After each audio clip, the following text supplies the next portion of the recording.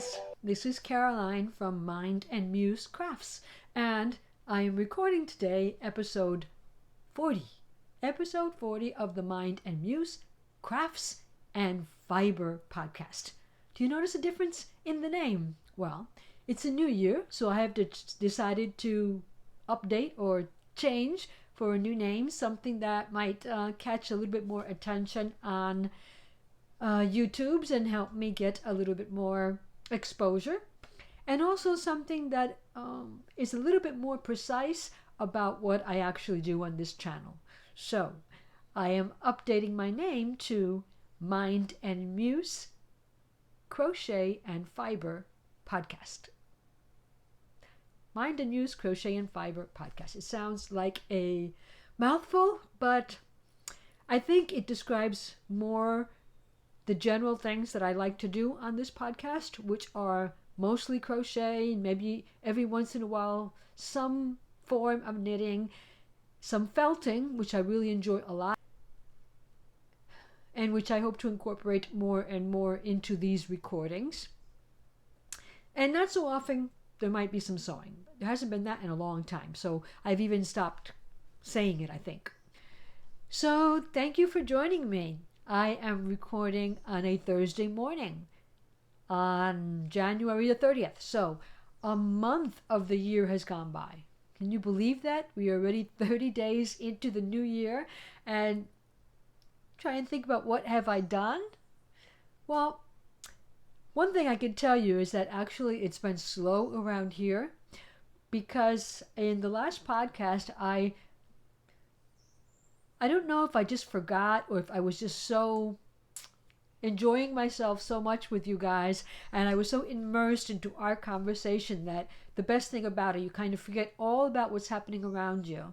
And I did not mention that I guess if you have been listening to the news, you might have heard that on January the 6th, we experienced a very strong earthquake. I believe it was a 6.4. So that earthquake did cause significant damage to the southern part of the island, and not so much maybe to landscapes and whatnot, but to structures. People lost their homes, their schools fell down, some people lost their business buildings, and there's been a lot of chaos. People from that part of the island have been living out in the open under tents because they're afraid to live inside their homes for fear that they'll just fall down on top of them, I guess. So it has been a difficult time since then, since the first couple of larger earthquakes that we felt. We have been experiencing maybe 10, sometimes 15, sometimes as little as 2 or 4 earthquakes of different magnitude at different times during the day. It hasn't stopped, is all I want to say. It hasn't stopped.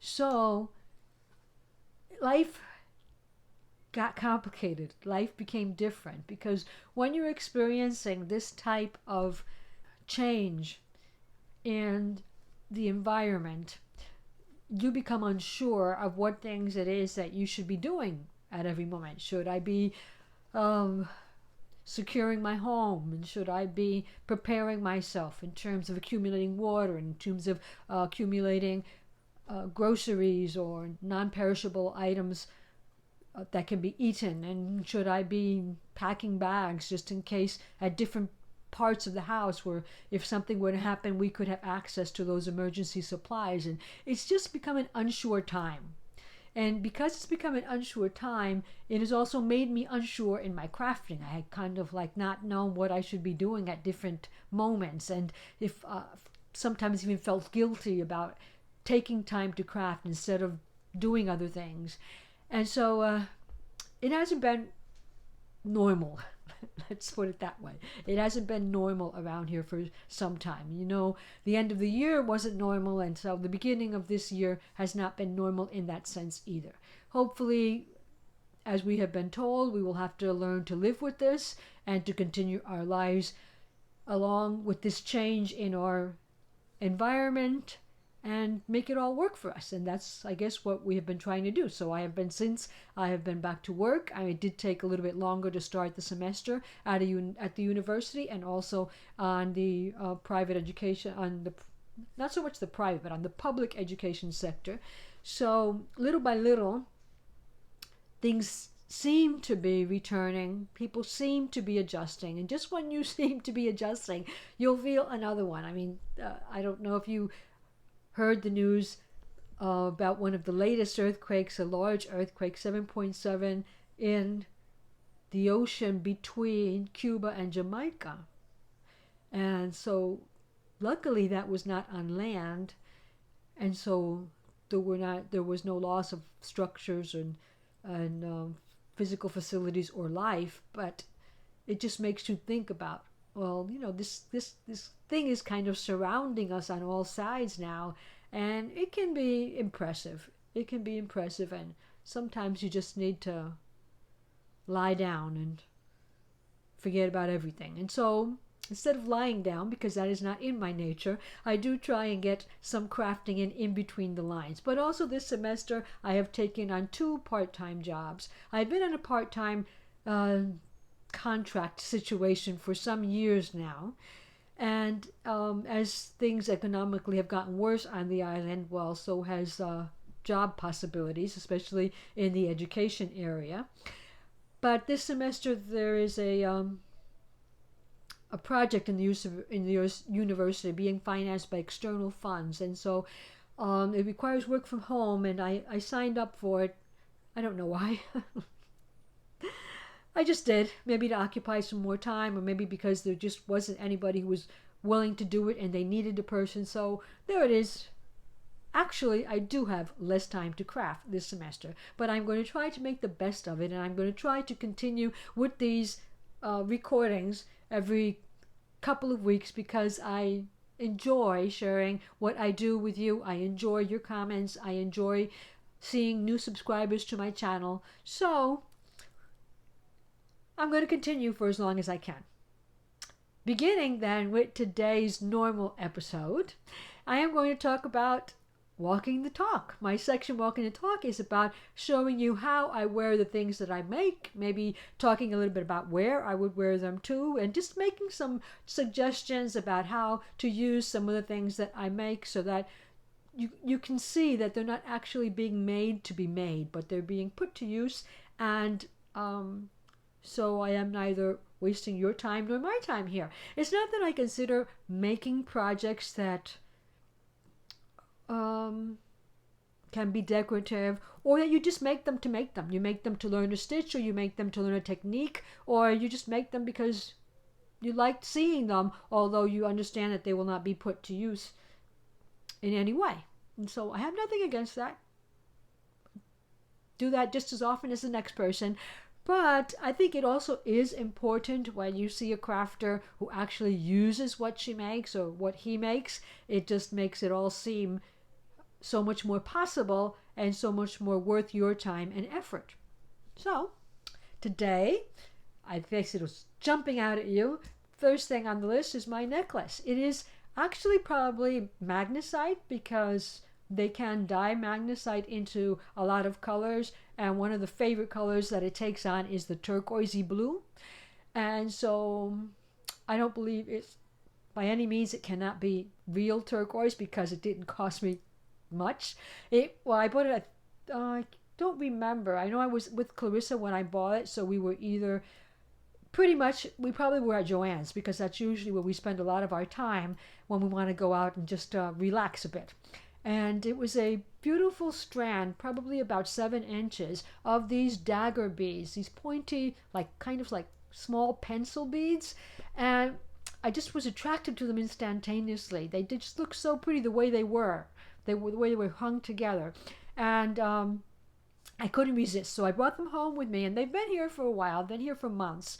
And I finally decided that I was going to put them to some use because I had them just laying on top of my jewelry craft table just because I'd liked looking at them, and I knew I wanted to do something with them, but I wasn't sure if I would gift them, if I would keep them. So I just decided one day to sit down and string them together.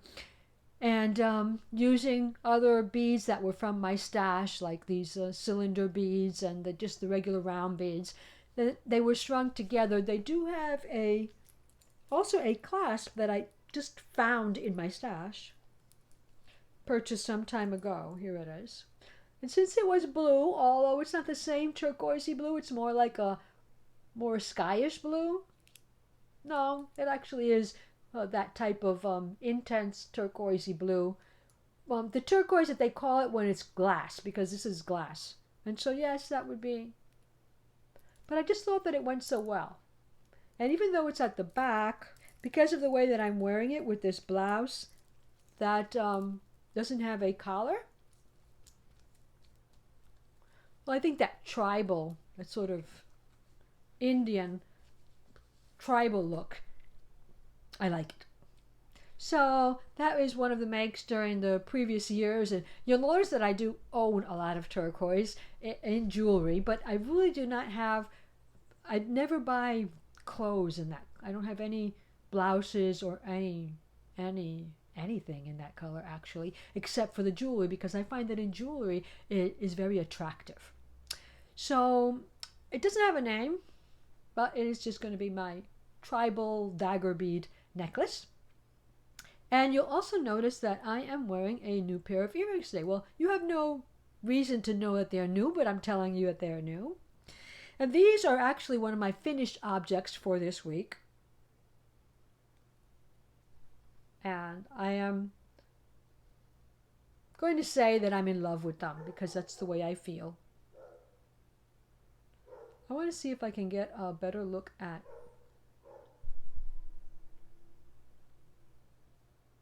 the beaded part of this. Let's try it that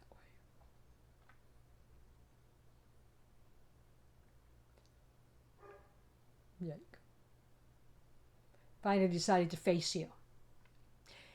Oh, so what I did here was I was actually working on another project, and I wanted something in the center, and I wanted it to be beaded. So I thought about, first of all, a button. And then I said, well, why can't I make a beaded button? And lo and behold, I looked up on our worldly encyclopedia, the YouTube, and I found a tutorial by a company called Potomac Beads, and they were created exactly a beaded button. Their button was actually to be used, they were creating it to be used on a cardigan, but my idea was that I could use that button as a decoration to this other piece that I was making.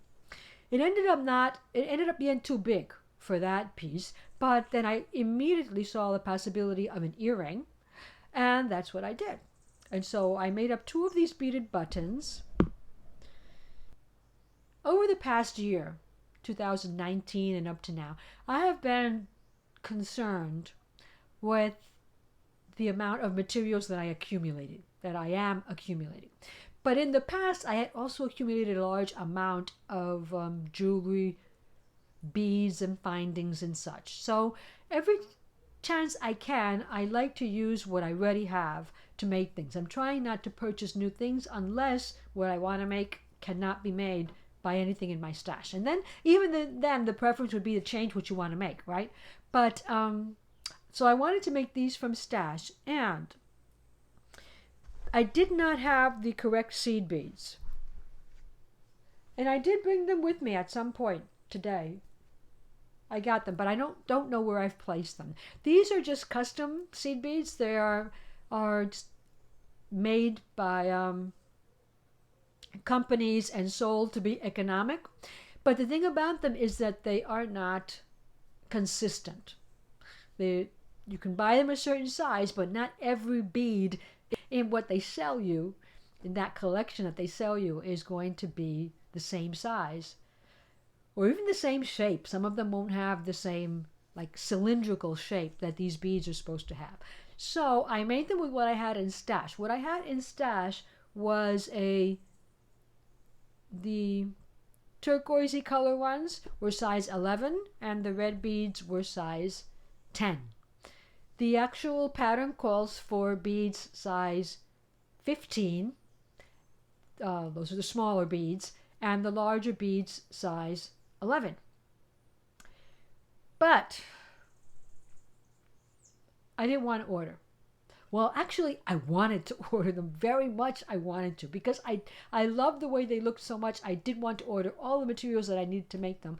But the other side of me, the side that sits here and whispers in your ear, didn't want me to buy that. So I held back and I said, well, this is what I'm going to do. I'm going to try and make them with what I have and see if I actually like what they look like. And then if I like them, then I'll order the original materials and I will remake them. So that's my plan. I actually went onto Instagram and asked people whether I should end these in red or I should end them in blue. And people told me, well, why don't you do one of each?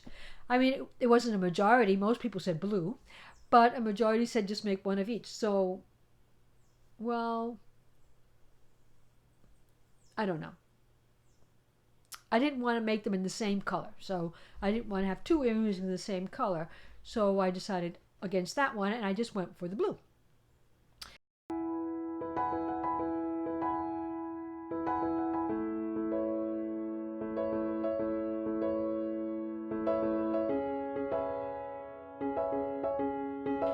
Now that it's made up, well, another difference that I can tell you is that they used a metal button shank, which is a metal button that the actual button part is a flat piece of metal so that you can glue something on top, or as they did, you can bead around it.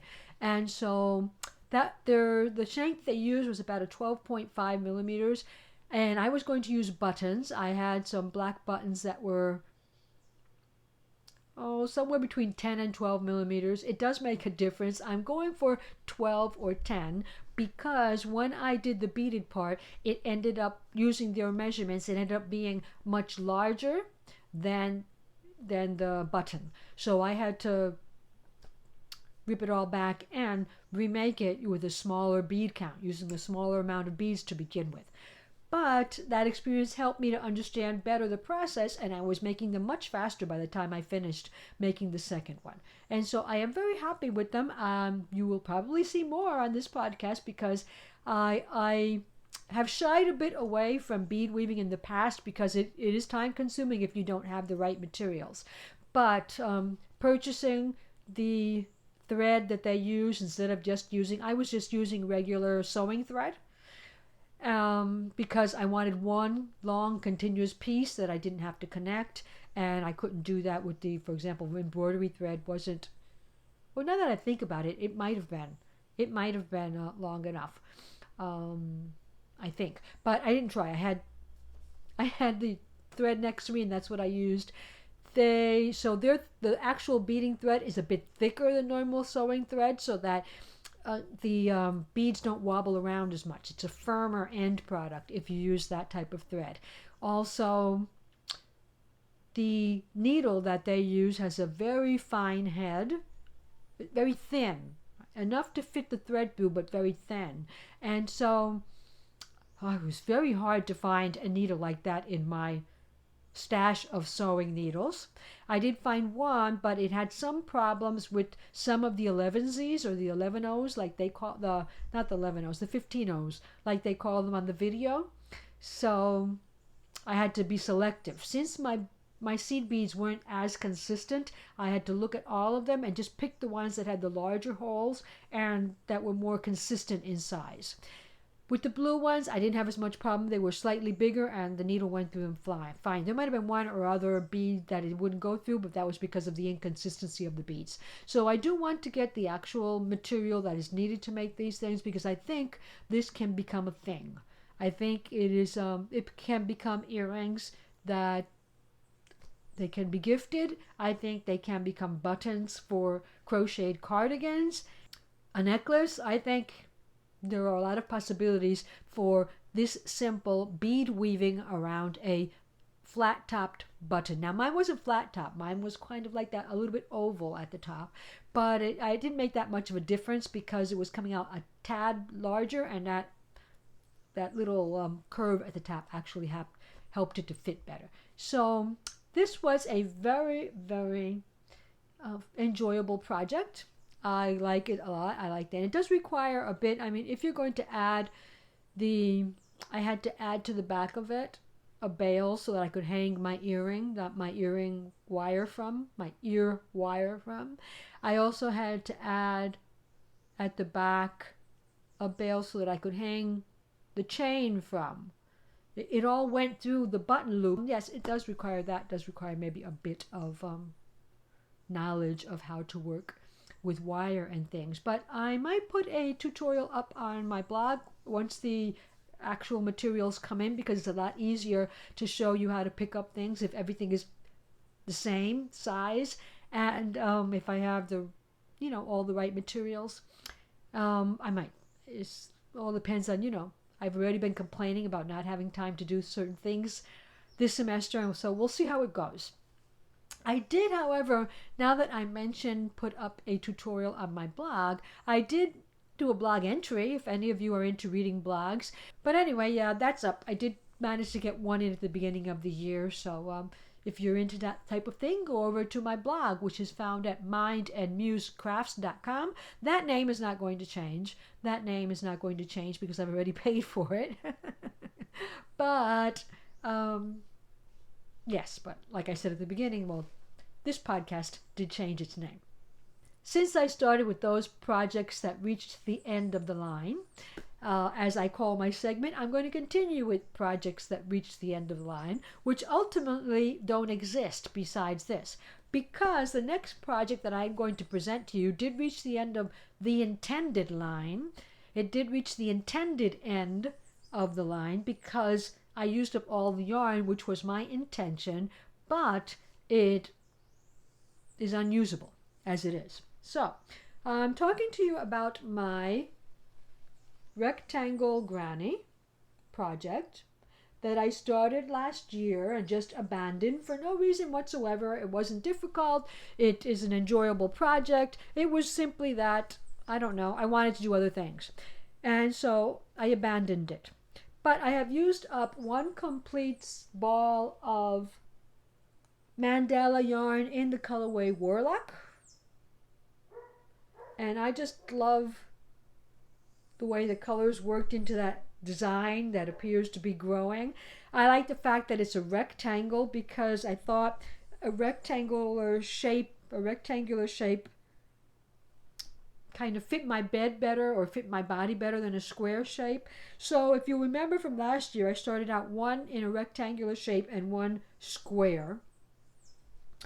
And but there's nothing, I mean, I could turn this into maybe a pillow. Yeah, that could be a decorative pillow. Yeah, I probably could do that.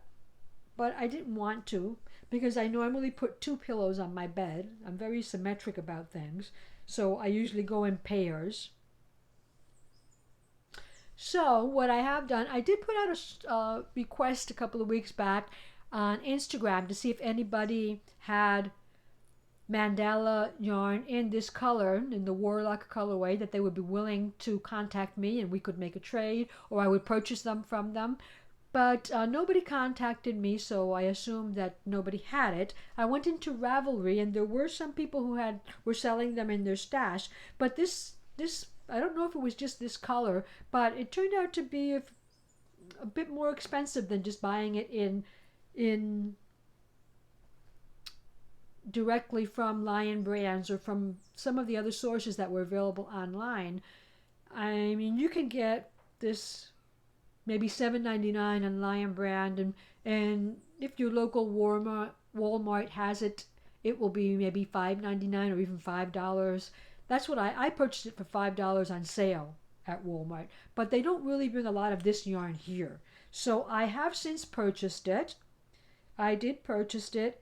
I did purchase it from eBay. It's funny that I actually purchased it from Lion Brand on eBay, but then they are going to be sending it out to me, and I purchased what, not that I was interested in having 3 more balls, but it was what they were selling, a package that came in a group of 3, so you had to purchase the 3 or not purchase at all. And so I did. I figured if this is the size right now for 1, then maybe I will need 3 to make maybe I would need 3 to make a blanket or a bed cover, or just something big enough to cover me up. This is a project that I found on YouTube. I believe the channel is called Fiber Spider, and he's a male crocheter. I believe I mentioned him before. The thing about it is that he says that he used for his blanket a skein of Lion Brand's ice cream yarn in the color Parfait, and he used a 4mm hook, and he was doing a square, and his square was 30 by 30, and he considered that enough to be a baby blanket, and it actually had not used up all of the yarn. So the ice cream yarn has, in 100 grams, has 394 yards. This is mandala. Mandala comes in 150-gram cakes, and the 150 grams, there are 594 yards. But if you do a small proportion, there's a little bit of math there, it shows you that there would be 360 yards in 100 grams. It's slightly thicker than the ice cream because it has slightly less yarn. But that slightly turns out to be, this is a 17 by 19 inch square. So it's significantly smaller than the one that he created. But I am going to make this into a full-size blanket. In the future, I don't know how far away, but in the future. So in between end of the line and maybe beginning pressing the projects that I'm pressing on with, then I will continue to talk to you about those projects that I continue to work on. I hope that you will be as proud as I am of myself. Well, proud enough. For the next project that I'm going to share with you, I did pick up, again, the shawl that should not be named. Because I have been working on this for over, is it 2 years? Over 2 years, going on 3 or something like that. But this project is getting closer to its end. It is getting closer. You see it curls up because it is so big already that it obviously does not fit on this length of cable. But that's fine. I have 3 rows left of this. And this one, let me see. Maybe the last time that we spoke, I might have been, I believe I was somewhere around here. I was around at this part. I had begun clue 3. Finished 2 clues, begun clue 3. And so clue 3 is complete, obviously, now. Well, not obviously, but because I said it was nearing an end, that should be obvious. And clue 4 has 3 rows left and a border. 3 rows left and a border. So I changed the ending on it because you were supposed to end in the darker color, and it's not very easy to see because of the way the colors like repeat themselves within themselves. But this section here is made in the darker color. It is, yes, it's around here. It's just this color that I purchased as a kit from Little Bean Loves Yarn, and it came with, I think, three or four 100 grams of 4 different colorways. And it had been for a shawl kit that she was coordinating with, that she was working with another pattern designer. But I didn't purchase the pattern. I didn't, because I don't know, I just didn't. I just liked the yarn and I purchased them. And so that was one of the ones that I had left over that I had never used. I incorporated it into this project, but I really wanted to use up all of the, well, I'm going to call it my lighter color here, this variegated yarn, because that yarn, if you remember, is called Edinburgh, and I purchased it precisely just before I left to Edinburgh, or just after I got back, maybe. That Woolen Vine Yarns created a colorway that she called Edinburgh because she had also been at the Edinburgh Yarn Festival, and I immediately, it's very hard to get yarns from her on an update, but I immediately went in and was able to purchase it. I purchased two, actually. I was able to get two. I bought one for me and one for Clarissa, but I only have one here.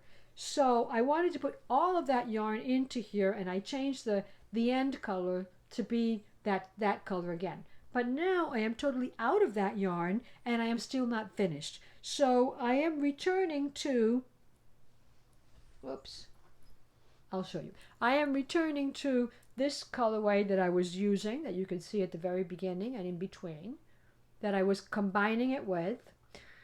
This color is a color that I dyed.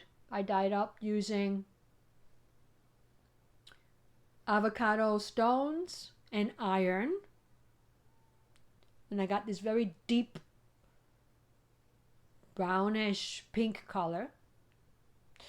And I believe that when, I think Clarissa was still here when I did this, and I believe we got maybe 4 skeins of 50 grams each. And I think what I put into this project were the last 2. So I want to use it all up. I don't want any left behind. And so I am putting it into this. Got a very small ball connected. I'm putting it into this. At the end, I'm going to end those last 3 rows and the border with that color. And if that's done, this will be done. And actually that is why I haven't worked on anything else, hardly anything else, because I just want this to be over and done with.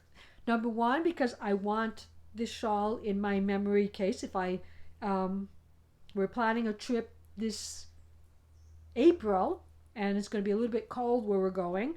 Cold, not very cold, but cold enough to have a scarf like this wrapped around you. And so I'm hoping to be able to take this with me. It's not Edinburgh that we're going to, but I want to take it anyway, because I'll feel safe and I'll feel protected and I'll feel cozy and loved, because Edinburgh is still one of my favorite memories, our trip there. And so I want to get it done, and so I have been forcing myself not to work on anything else until this gets done.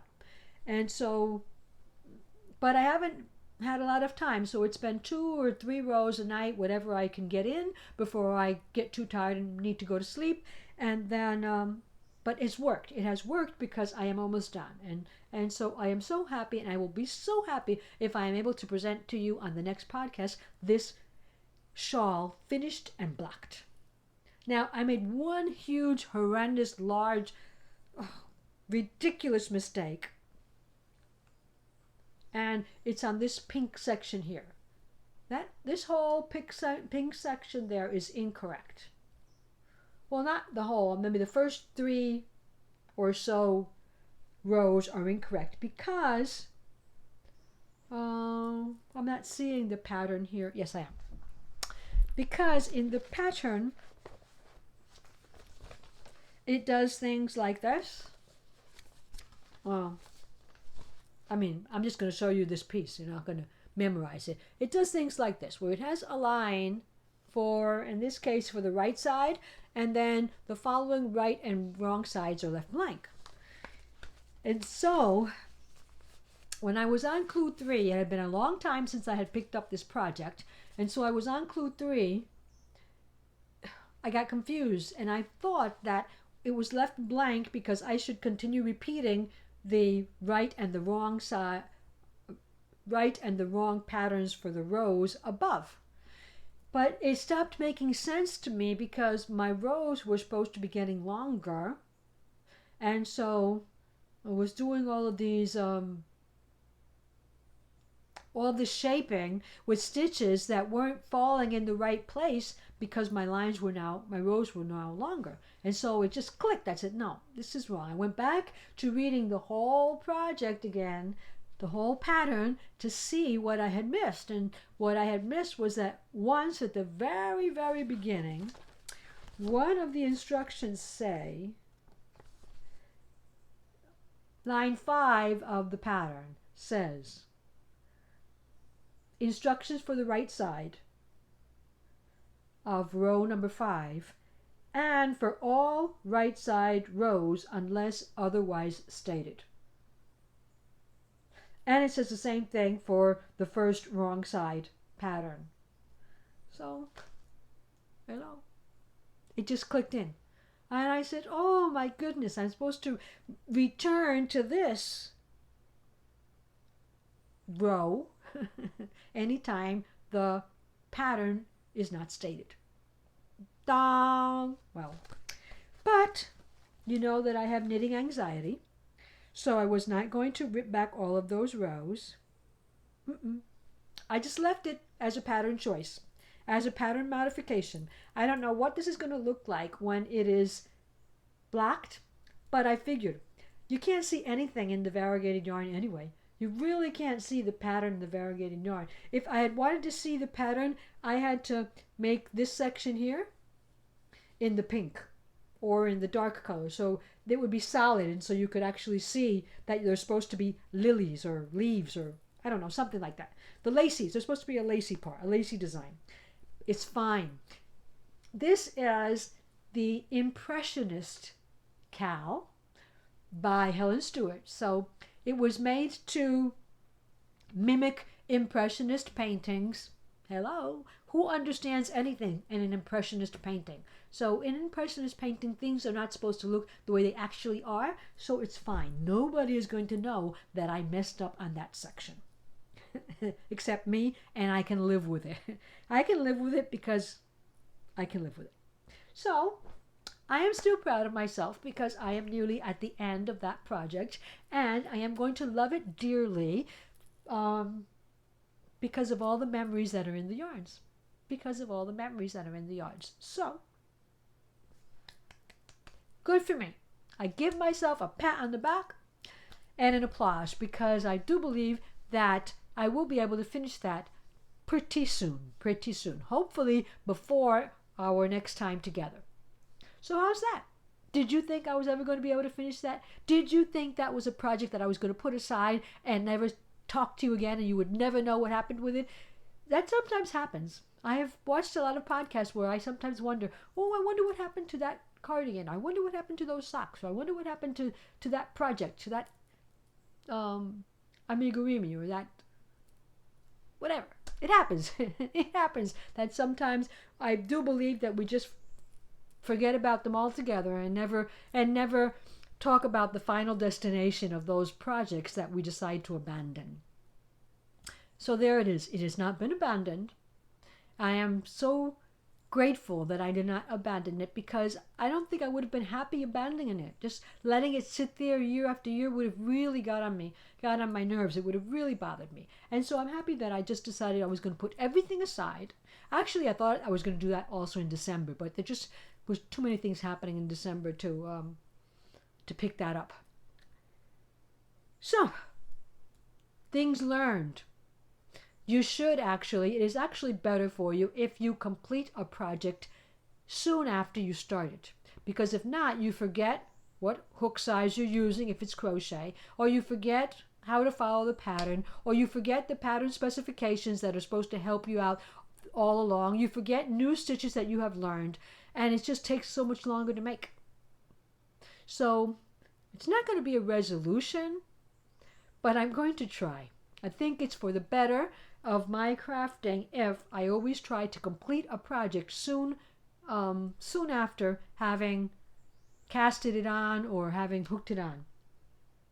For example, when I worked on this mandala one, I had totally forgotten what hook I was using. because I took it out. I don't have all those many hooks. I don't have enough hooks to leave them in the projects because then I wouldn't be able to do anything.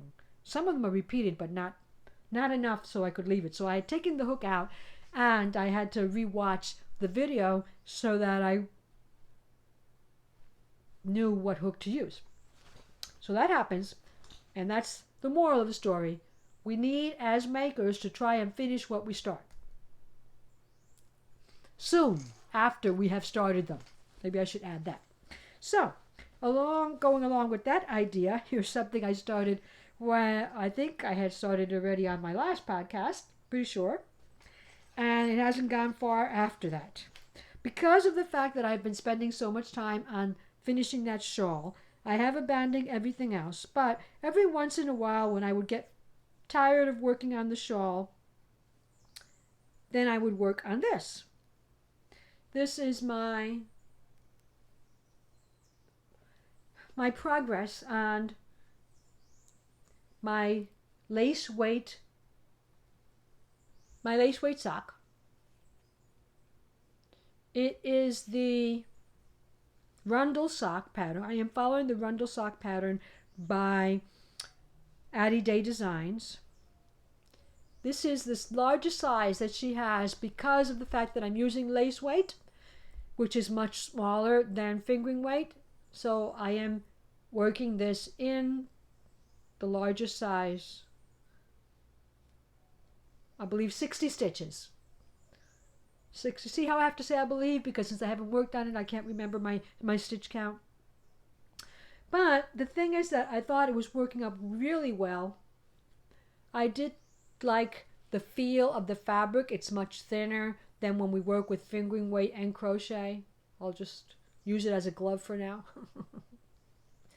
I made the toe a bit longer than was called for in the pattern, and I'm actually regretting that now because it looks kind of funny because it's so far down, and then you've got this change in texture because of the posts that it like crimps it here. I don't know, it makes it fold there. But when I made these the last time, I made them as a gift, and the recipient didn't complain, but made a comment that I should notice that the toe, his little pinky was hanging out of the toe. And so I guess that bothered him, because if not, he wouldn't have mentioned it. And so I said, well, I'm going to try and make it longer for my version. So I am not working on anything else at the moment, but I do have lots of plans. So moving on to the next segment of my podcast, which is normally on my radar. On my radar is a section where I share with you patterns that I have seen that I'm interested in making.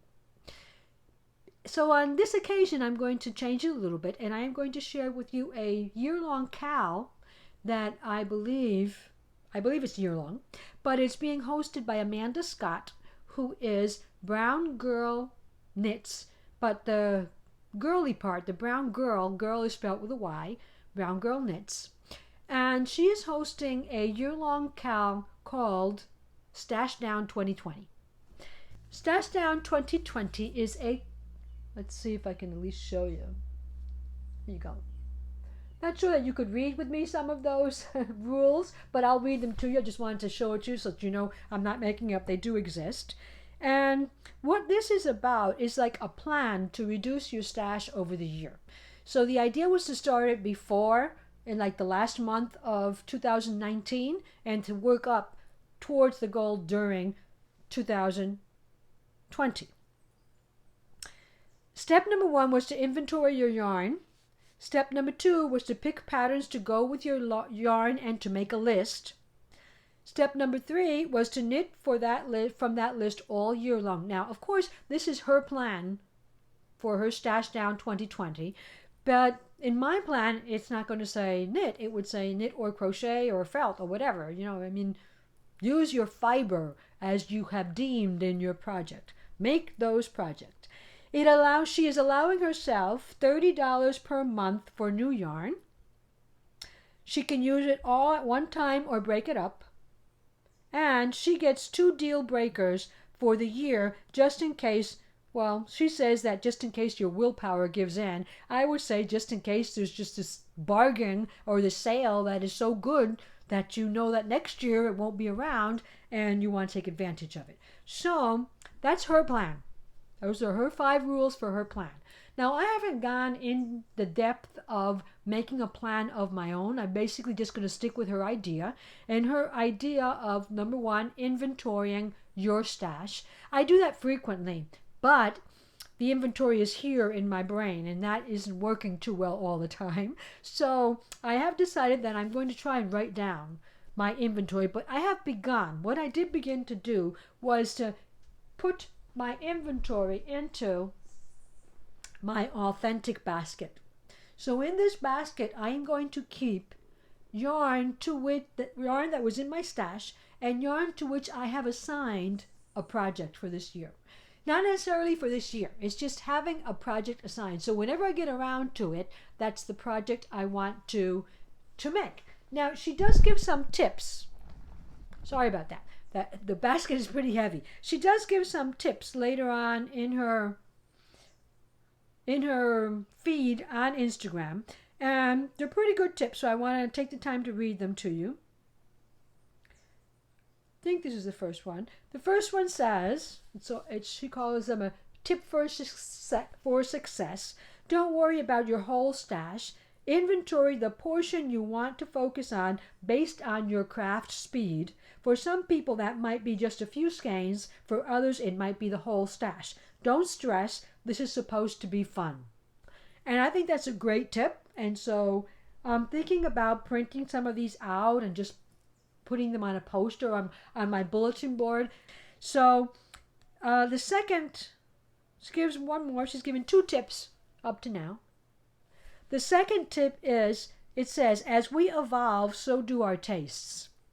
Don't hold on to yarn, fabric, materials, or etc. that no longer suit your needs. Donate to local programs or schools, sell, swap, or consider little surprise gifts throughout the year for your craft friends or gatherings. And so I think that's another great one. Now you'll notice that in her discussion, she wrote her rules for herself. So she knits, so her rules talk about knitting. So don't feel offended by that. You can't do this because her rules are about knitting. I mean, she wasn't thinking about you or me when she wrote her rules. She was thinking about herself. So rewrite the rules for yourself. And this is my invitation. I invite you to, along with me, participate in a Stash Down 2020 for this podcast. Because I believe that a lot of us accumulate a lot of things. And with everything that's been going on towards the end of last year, the beginning of this year, well, I think a lot about things that I'm going to leave behind. I think a lot about all of this and what's going to happen to all of this once I'm not here. And you don't know when that's going to be. So I want to get into this. I want to reduce it. And I want to do that. I want to reduce it. How can I say this? Responsibly. I want to not just make things that are going to become trash or that are going to become garbage. So I just want to make things and gift them to somebody who's going to throw them away. I do want to make things that people will appreciate. And so if I'm going to make it for somebody who doesn't appreciate it, is going to throw it away, I might as well give it away to, like she says here, like some kind of local charity or even an online charity. It doesn't have to be local. But I want to make responsibly. I don't want to create more garbage. That's what I'm saying, because that's something that concerns me also. So I'm very into this right now. I'm very into this Stash Down, and I'll just show you some of the things that I've begun working with. The first one you'll remember was that I had selected I'll just get it up for here in a moment, that I wanted to work on the Taroko sweater, and I was really surprised when I looked at the Taroko hashtag, and I've been seeing people on my feed that there are actually a lot of people making this. I don't know why I was surprised. It's a beautiful sweater, but I just thought that I had caught it right at the beginning, but I hadn't. It was a known thing already when I decided that I was going to work on it. So if you didn't get a chance to watch the last podcast, this is the Taroko sweater. It's a beautiful color work. sweater, or maybe even blouse, depending on what yarn you use. The original one is made in wool, but that's not going to stop me from trying to make it in something else. And so I think, I don't know, maybe yes, I had mentioned on the last podcast the yarn that I had chosen. I know I had mentioned it on Instagram, but I have had to change my plan ever since because of the fact that I had swatched. I had swatched with actually one of the yarns that is now in this bag. But I will show it to you because, let me not talk, but I will show it to you because, oh, but look, I had already begun to unravel it. But then I think I thought, oh, let me keep it so I can show it on the podcast. The way that stitch works up. That is the waistcoat stitch. Waistcoat stitch. And so the swatch should be done, is recommended to be done in the round. So that's why I'm doing this in the round. And since this yarn was thicker, my swatch was off in everything, row height and stitch count by a bit. But I just love the way it looked up. Look at that. None of the blue that I said I didn't use. But I don't have anything this color. However, I do have a significant amount of this yarn that was gifted to me by Hannah of the Cozy Cottage Crochet as a prize for one of her cows. So I do think that might become, it's in my basket because it might become a garment or something during the upcoming year. So what I have chosen here is, well, I'll have to choose this one. This Kobasi yarn, because it's cotton. What is it? It is cotton, bamboo, and silk. Kobasi, if you've never seen it. It's still around. It's still around. They still sell it. And I have chosen main color, coordinating color, and I want to say second coordinating color, because if you noticed the colors that she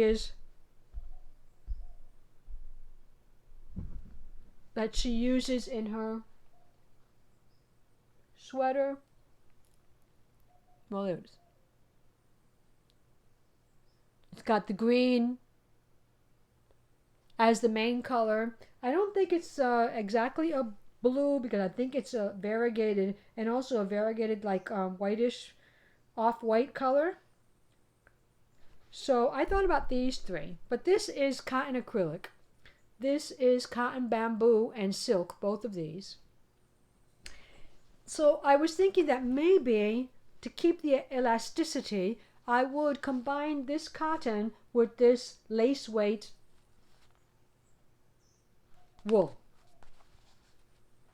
This is 100% Falkland Merino. So I was thinking about doing that. The reason that I have not done it is because notice that the wool has to be caked up. And that's a pain. But it's so pretty. I really do love this skein. I have two of them. Something I need to find a project for, because I really do love it. I'm going to open it up for you because it's so beautiful, so you can enjoy it with me. It is just so beautiful. I really love it, and I wish that Hannah and Claudia had included in their magic cow like any project instead of just socks and sewing. But I mean, who am I to say? It's their cow. They can do whatever they want. Because if it had been the magic,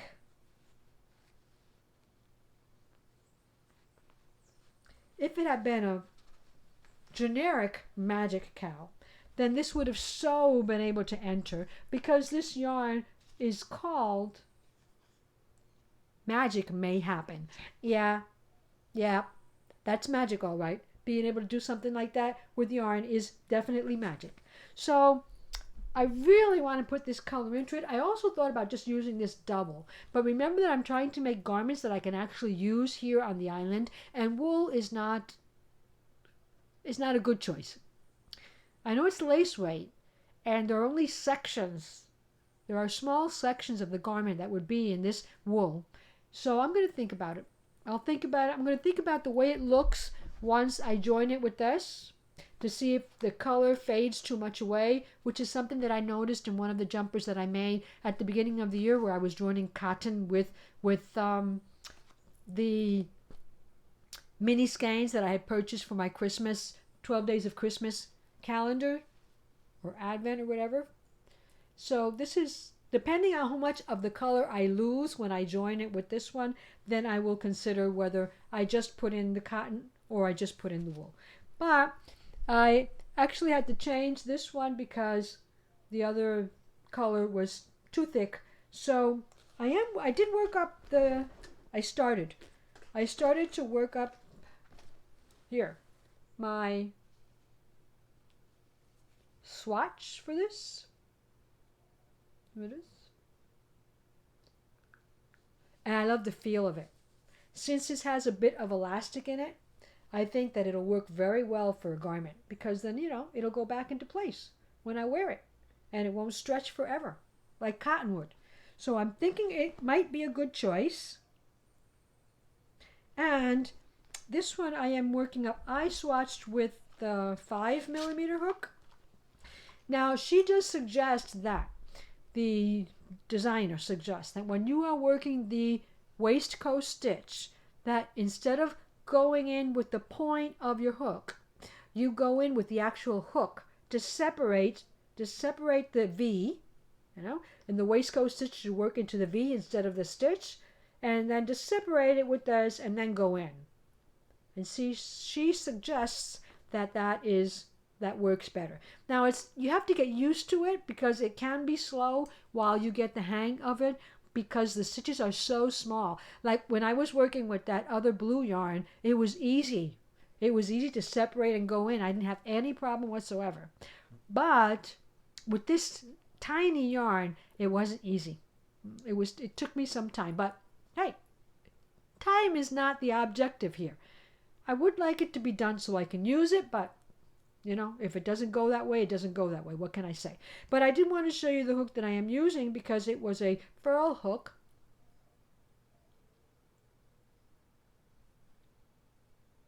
Is it called furls? That I can't see. The writing is right here underneath this marbling, so it's really hard to see. But I know it's 5mm. And it was gifted to me by Elizabeth as a Christmas present. She gifted me 2 of these, this 5 one and another one in 4. And so I have found that this hook separates better than the alternative that I had, which was the clover. Let's see if you can appreciate the differences. Can you appreciate there the difference in the hooks? Hooks are different, and so those differences, you can really appreciate them when you're doing this stitch. So I've got it there just in case, but I am learning to use the furl hook and using the hook part of the furl hook, and it's working a bit better. So that is definitely a project that I want to work on as my Stash Down 2020, because all of those yarns have been in my stash for a while. On my radar have been patterns and designs, kits that have recently been created and are being sold to cooperate with different organizations that will help Australia recover its wildlife and its just the nature, just help nature recover, period. And so another project that I saw that are donating 100% of the income received is a fiber project. I am subscribed to the Living Felt channel, and I was watching their recent podcast, which was Wednesday. They do a podcast live, and then they leave it up on YouTube in the recorded version for anybody who missed the live. And the theme of the podcast was a felted koala kit, which they had developed, and they were distributing, they were selling, where 100% of the proceeds from those sales would go to, let's see what it's called. It's called the WWWF.org, which is a wildlife and nature recovery organization in Australia. So I have supported other projects, and so I wanted to support this one also. Let me just show you what the kit includes and what you're going to get from it, just in case you are interested, and if not, just to show you what I'm going to be up to in the upcoming months, because it's not important when, but I mean, I'll do this. This is the company. It's called Living Felt. They sell, obviously, felting supplies, and they do have a channel, and every Wednesday up to now they are on that channel with tutorials on how to felt. And they don't always sell you a kit, but they obviously have the materials that you would need to do their projects. But there have been all kinds of needle felting, wet felting. They've had invited artists, and it's been a pleasure to watch. I always want to make whatever they're making, but I never get around to it. And in this occasion, they are selling this kit, which is a pin for making a koala. There he is. Well, for making a koala head. And they sell you, what comes in the kit? Let me see. They give you the wool, the batting, the eyes, the pin backs for a necklace bail, a magnet in case you want to put it like on your refrigerator, and a koala drawing for your reference so that you can look at it and see how realistic yours is coming out. Now, they're not including here the mat or the needles that you would use, but they do sell them on their site, so you could get them if you don't have them already. You just need to just probably listening up to this podcast, or they do have a podcast which talks about what are the basics that you need to begin needle felting. You could check that out on that same channel. It's called Living Felt. And so let's see, hopefully in the upcoming months you'll see something like this on as one of my makes. This next Wednesday, they are doing a second part to the tutorial, because they are making another koala, but it's a whole koala, and it looks like it's attached to a eucalyptus tree, because it's got that form that they traditionally associate with koalas that are climbing trees. And it's also a pin, but it also can be made out of these materials that are in this kit. So you can buy one kit and make either one of those two koalas, or depending on how small you make your things, you might be able to end up with both of those ornaments from the same kit. So there's a thought that I want to end this podcast with, because it made me very happy. The Australian bushfires is one of the topics that has saddens me the most when I hear about it. I mean, the way it's affected Australian life altogether saddens me, and I really wish there was more that I could do to help from this side of the world. So thank you for joining me in this podcast. It has been a pleasure talking to you. It always is. I always enjoy this hour that we spend together, and I always long for it. Even though the time becomes closer, I always get nervous about whether I should do it or I shouldn't do it. I don't know. Getting nervous about or anxious about an upcoming podcast never gets old. So thank you for joining me. Thank you, if you are a new viewer, for deciding to try out this channel. And I hope that you have found something that you have enjoyed, and I hope that you'll be able to join me for future occasions.